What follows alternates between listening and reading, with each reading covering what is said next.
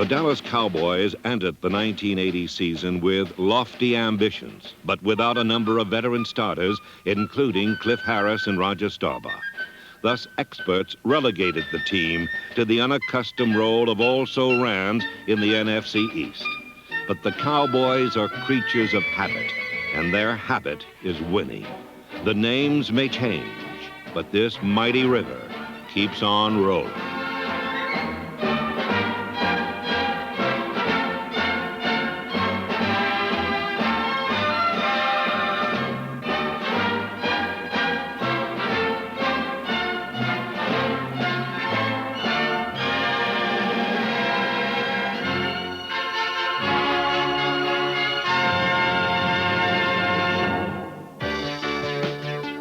While observers predicted a third-place finish in the division and found few reasons for their 14th trip to the playoffs in 15 seasons, there was no air of the underdog in Dallas. The Cowboys always seem to travel in neutral until December, when they employ another gear that puts them into championship drive. In 1980, this drive took them farther than many thought possible. The NFC Championship game at Veterans Stadium in Philadelphia. High formation in the backfield. The handoff goes to Over Montgomery. Big hole. 30. He's going to score at the 20, the 10. Not much went right for Dallas on this day, and the Eagles defeated the Cowboys 20-7. A season is composed of dreams. For the Dallas Cowboys, their last dream was a nightmare.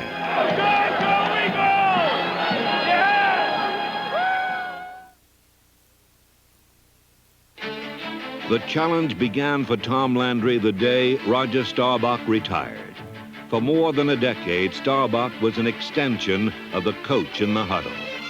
Now came a man more accustomed to carrying a clipboard than carrying a team. If there was anybody I would like to copy myself after, it would probably be Roger, but I'm not going to try to do that. If it turns out that way, fine. But I'm going to do the things that Danny White does best and do them the way that I do them the best and not worry about that. The comparisons will come and the criticisms will come based on what Roger did, and I realize that. No longer the understudy, but the star. Danny White threw the most touchdown passes in Cowboy history. Under White, the Cowboys exposed weakness by exploring the whole field. Number 11 relied on the adage, you take what the defense gives you, a radical departure from the gambling nature of Roger Staubach. Roger was such a great competitor. He believed he could do things when the odds were a little bit against him. You won't find Danny White doing that. Danny White has a great grasp of offense, very intelligent quarterback. He reads keys extremely well. So he's going to be moving the ball according to what the defense is saying to him. Whatever the defense said to him was quickly translated into touchdowns. The Cowboys scored the most points in the NFL and the most in their history because of White's ability to read the intent and flow of a defense, then react to it and find the open receiver.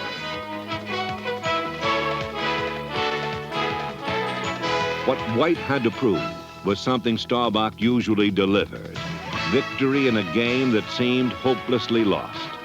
This came in St. Louis with 46 seconds remaining. Up and down set on 4th and 5. John Fitzgerald snaps it back. White has it. He's got time, goes deep in the end zone for Tony Hill. Up for grabs, caught, touchdown! Tony Hill on 4th and 5, touchdown Cowboys! With victory, the ghost of Roger Staubach vanished from the Dallas Cowboys offense. There was a ghost story on defense, and it haunted the team for most of 1980. With the retirement of All-Pro Cliff Harris and an injury to Benny Barnes, leadership of the Doomsday defense was shouldered by Charlie Waters. Number 41 sought to bring order to a unit that played one of the most complicated systems in pro football. Complexity often breeds confusion. leaks in a totally rebuilt secondary were plugged by the veteran safety.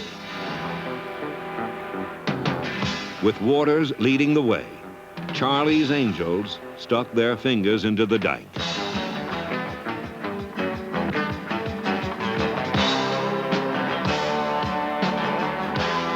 The end result was that youngsters like Steve Wilson, Dennis Thurman, Anthony Dickerson, Dexter Clinkscale, and number 34, Aaron Mitchell, created turnovers in such numbers the team doubled their figures of a year ago.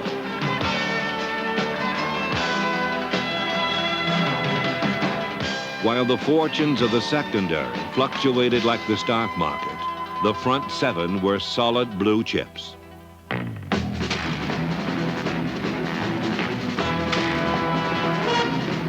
Linebackers Bob Brunick, D.D. Lewis, and number 58, Mike Hegman, were rarely fooled, and the front four made passing foolhardy.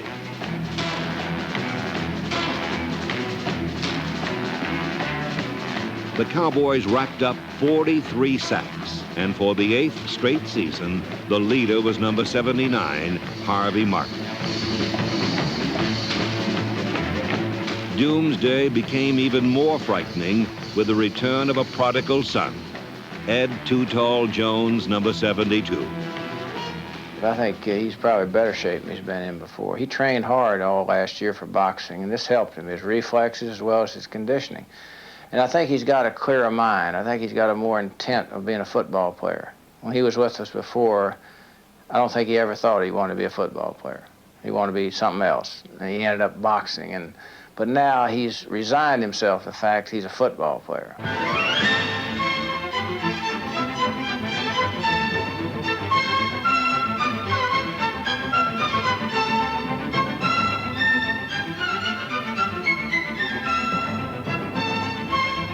The added dimension of Too Tall Jones turned the rush line into one of the best in pro football. Arguably, the greatest lineman in the game was Randy White, number 54. No player can spot fear, anxiety, weakness, a lessening of resolve faster than White, and no one takes quicker advantage of it.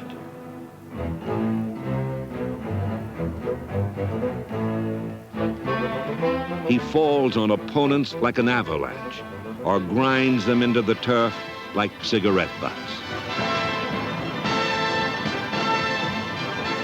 He accomplishes all this despite being double-teamed on every play.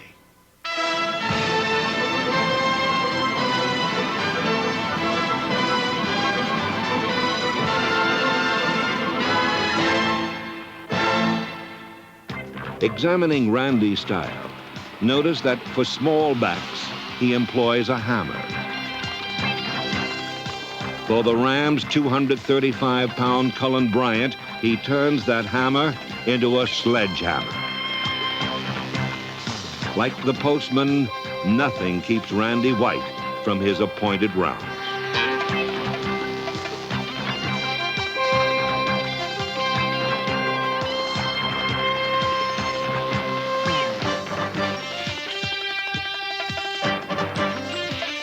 Perhaps one play sums up White's desire. After rushing the quarterback, number 54 chased down Scott Fitzke, number 81, the former schoolboy sprint champion of Pennsylvania.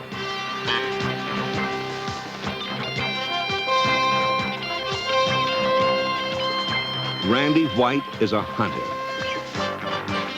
and teammates can make a career scavenging after the remains of his hits.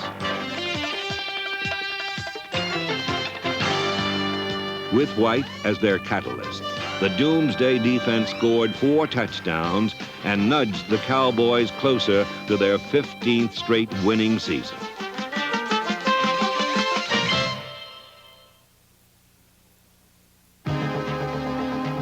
The hallmark of the Cowboy offense was finesse and perfect execution, a mix that resulted in their possessing the football 5 more quarters than any team in the NFL.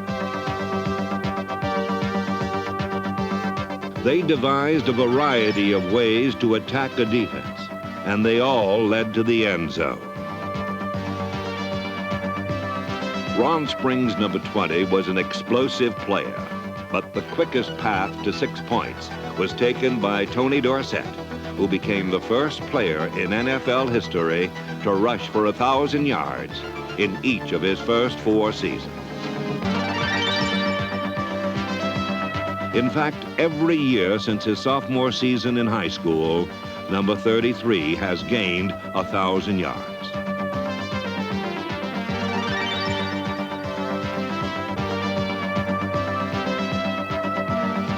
Dorsett is a spinning top, whirling and twirling, wheeling and dealing, turning heads and twisting tacklers.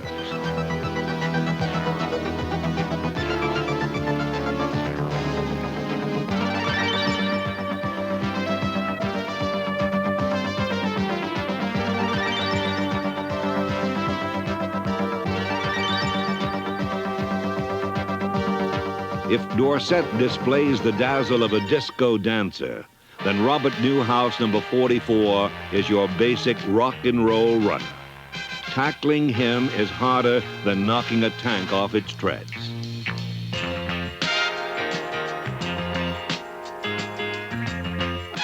Newhouse is the kind of back who looks for a crowd, then joins it.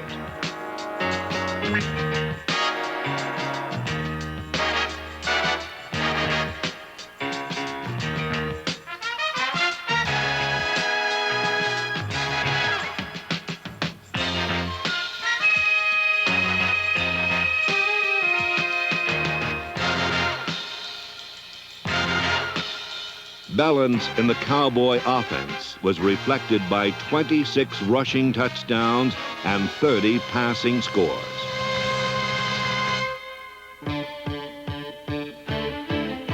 At the flanks stood number 80, Tony Hill, and number 88, Drew Pearson, the twin towers of the Cowboys' passing attack. Drew Pearson's meticulous patterns placed him precisely in the right spot at the right time and made him the Cowboys' all-time leading receiver.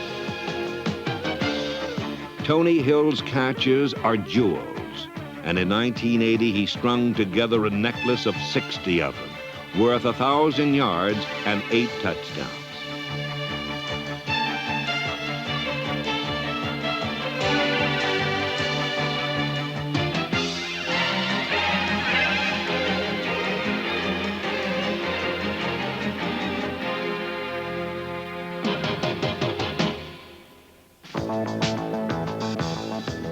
The setting for all this excitement lies just outside Dallas, Texas Stadium, the Bermuda Triangle of the National Football League. In these glamorous surroundings, the Dallas Cowboys did not lose a football game. Opposing teams found it far easier to march into Texas Stadium than march out. In the triangle, hopes and victories vanished without a trace.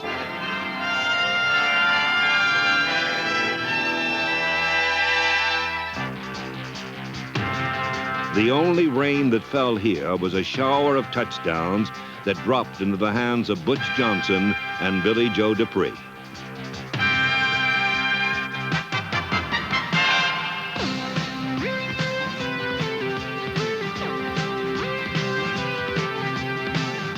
The Cowboys have been called computerized and criticized for doing things by the numbers. The numbers, however, were staggering.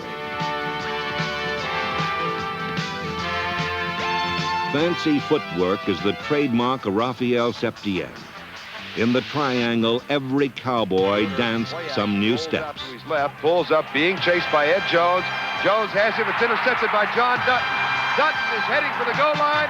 He will score. John Dutton, the Cowboy tackle, touchdown. The most gratifying moment at Texas Stadium was provided by the man they call Bubba. Kruzak has it. No blitz coming. He is hit. The ball is intercepted by Larry Cole. Here's the Cowboys defensive tackle with a touchdown. Larry Cole has done it again. 44 yards. for the guy who has made a specialty of scoring against the Washington Redskins. Old Bubber ends an 11-year drought. He hadn't scored against them since 1969. The most dramatic turnaround came at the expense of the high-scoring Chargers. Trailing by 10 points at the half, the Cowboys and the Triangle swallowed up San Diego.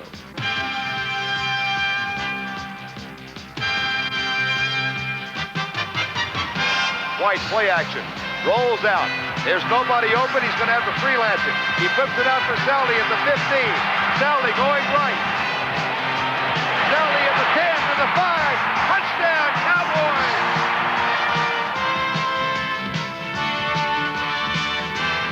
Their gaudy record at Texas Stadium and a victory at Oakland helped keep the Cowboys in the thick of the fight with the Eagles for the NFC Eastern title. But their drive to a championship appeared to burn out in Los Angeles.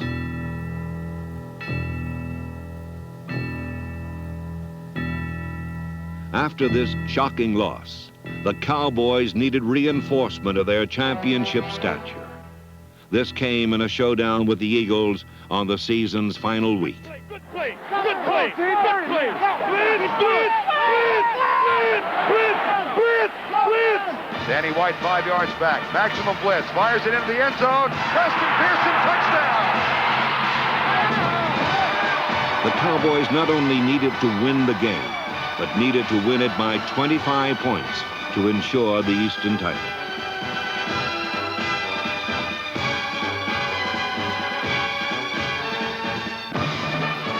The Cowboys ultimately fell 17 points short of the title, even though both teams owned identical 12-4 records.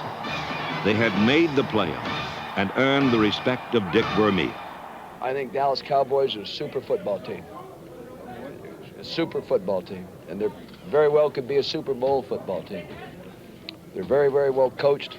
They're very talented. And they have a lot of class.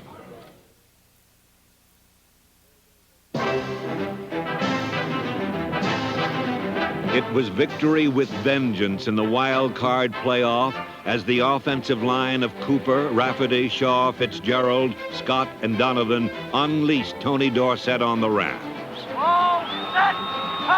Danny White has it. Hand off Dorsett to the 10. Goes to the outside. 5. Touchdown! Happiness was a team record 338 yards rushing, 160 of them by Dorsett. Come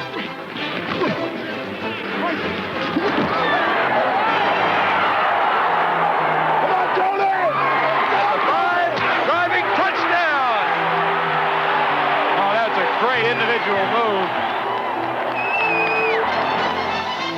The team that in September appeared so vulnerable became what they have always been, the boys of winter, a time of the year when Lady Luck is always on their side. Shotgun formation, White back at the 40. Rams 11 men up on the line. Maximum blitz is coming. Danny reads it, goes deep for Butch Johnson, has it at the 10 to the 5. Touchdown!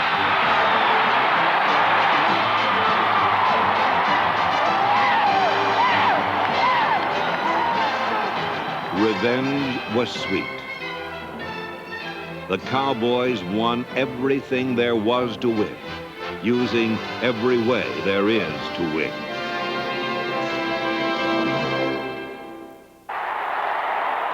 Good afternoon, everybody, from Atlanta's Fulton County Stadium. Playoff action this afternoon. The surprising Dallas Cowboys against the champions of the NFC West, the Atlanta Falcons. This Dallas Cowboy football team, a team in transition. They had lost Cliff Harris, the all-pro free safety.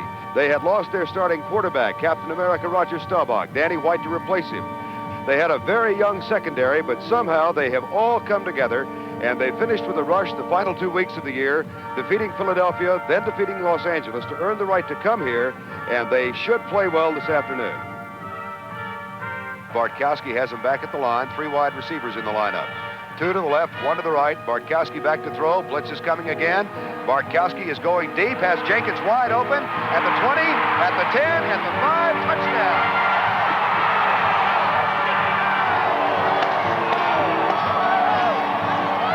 Although the Falcons were the Cinderella team, it was the Cowboys who were dancing toward midnight as deep in the last quarter they trailed 27-17. But they have known great discouragement and swift revival in the past. When their tanks read empty, the Cowboys open reserves of spirit and inspired plays.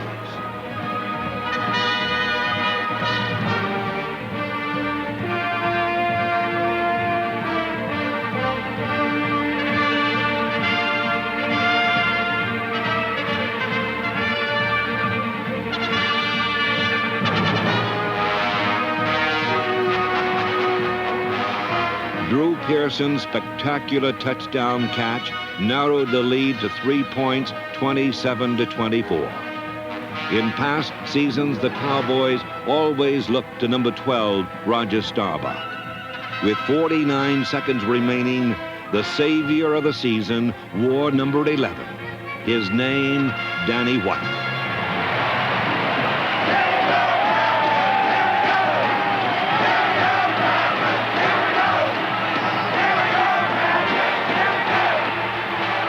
Come the Cowboys, still with 49 seconds to go. Ball at the 23, 27-24. Danny White with one running back. Here comes the blitz again. Danny back to throw into the end zone. Caught! Touchdown! Drew Pearson, the Cowboys wide receiver. And Roger Staubach, who threw to Drew so many times, just turned around and said, I don't believe it. The 30-27 comeback victory was deja vu, an instant replay of 1975 and the Hail Mary catch against the Minnesota Vikings. No longer can the Cowboys be accused of being chiseled out of cold steel. In 1980, they marched toward a future as glorious as their past. They are a team which has grown by the leap of one new star past another. A team that rolls along like a mighty river.